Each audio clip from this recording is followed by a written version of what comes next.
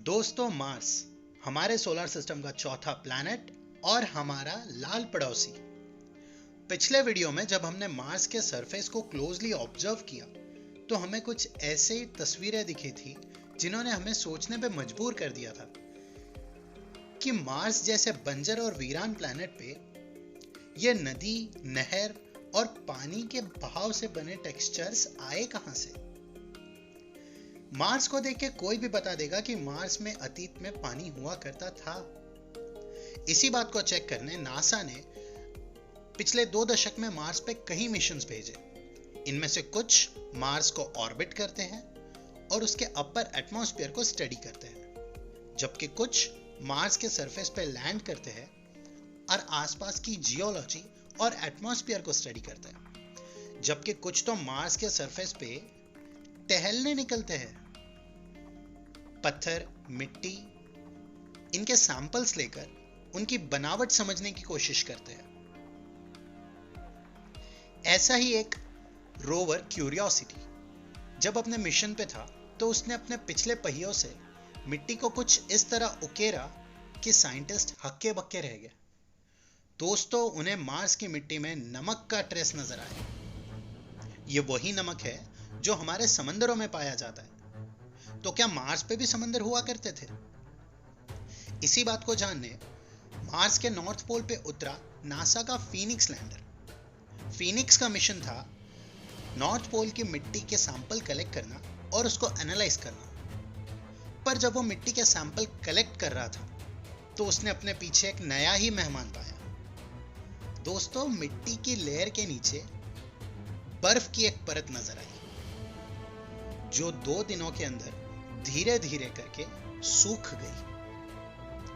मतलब ये बात तो तय थी कि ये पानी ही था जो जम चुका था, क्योंकि नमक या ड्राई आइस मार्स के ठंडे एटमॉस्फेयर में ज्यादा समय तक स्टेबल रहते हैं, जबकि पानी या बर्फ सन के रेडिएशन की वजह से इवापोरेट हो जाते हैं या सब्लिमेट हो जाते हैं। और आखिरकार एक ऐसी तस्वीर सामने आई जिन्होंने हमारे शक को यकीन में बदल दिया।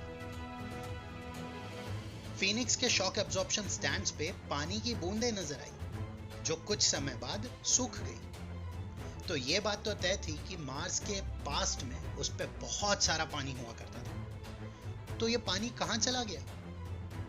इतनी खूबसूरत जगह बंजर और वीरान कैसे हो गई?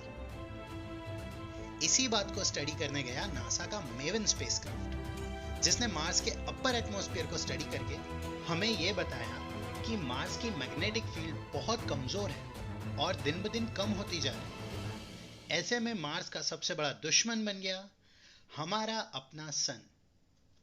सन के सरफेस पे रोज लाखों मेगाटन न्यूक्लियर पावर के विस्फोट होते हैं और ये स्पेस में कई चार्ज पार्टिकल्स को शूट करते हैं। इसे कोरोनल मास इजेक्शन या सीएमई कहा जाता है। सीएमई स्पेस में 9 मिलियन किलोमीटर पर आवर की स्पीड से ट्रैवल करते हैं और रास्ते में आए किसी भी प्लैनेट को तबाह कर सकते हैं, पर अर्थ को नहीं। हमारे अर्थ का थिक एटमॉस्फेयर इन रेडिएशंस को डिस्पर्स कर देता है और हमारे अर्थ की बहुत स्ट्रॉन्ग मैग्नेटिक फील्ड आने वाले चार्ज पार्टिकल्स को नॉर्थ और साउथ पोल पे चैनलाइज कर देती है। नॉर्थ और साउथ पोल पे ये पार्टिकल्स जब हमारे एटमॉस्फेयर से टकराते हैं तो एक बहुत खूबसूरत नजारा दिखाई देता है। इसे नॉर्दर्न लाइट्स या अरोरा बोरियालिस भी कहते हैं। How romantic. मगर असल में ये चार्ज पार्टिकल्स हमारे एटमॉस्फेयर में घुसने की कोशिश कर रहे सीएमईज हैं। वहीं दूसरी ओर मैग्नेटिक फील्ड के अभाव में ये पार्टिकल्स मार्शियन एटमॉस्फेयर के पार्टिकल से टकराकर उनके आयंस अलग कर देती है। ये आयंस आने वाली मैग्नेटिक फील्ड के साथ निकल लेते हैं।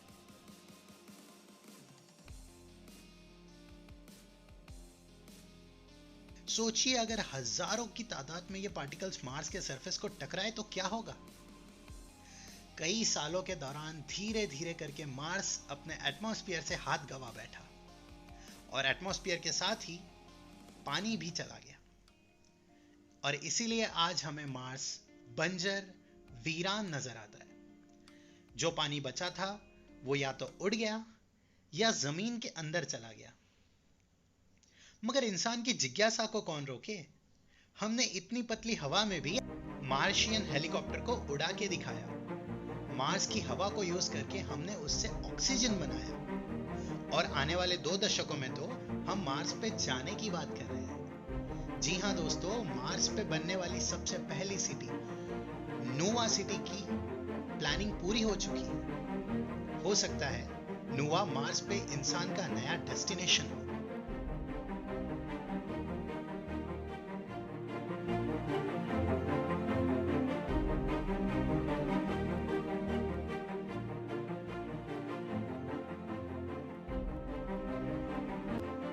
पर चाहे मार्स कितना भी खूबसूरत क्यों ना हो जाए, हमारे अर्थ की जगह नहीं ले सकता। क्या आपको भी मेरी तरह सवाल पड़ते हैं? अगर हाँ तो मुझसे ज़रूर पूछिए और ऐसे ही इंटरेस्टिंग वीडियोस देखने के लिए इस चैनल को सब्सक्राइब कीजिए। मिलते हैं अगले वीडियो में।